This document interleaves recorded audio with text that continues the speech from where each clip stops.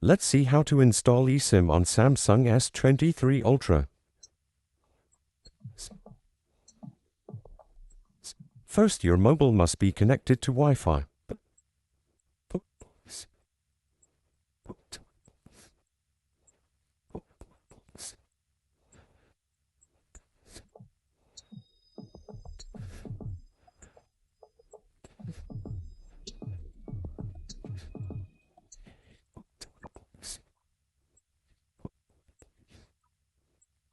Now scan your eSIM QR code.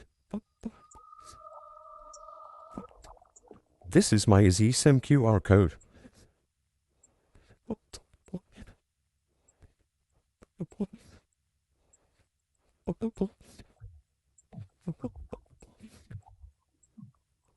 Internet connection will be required for eSIM installation.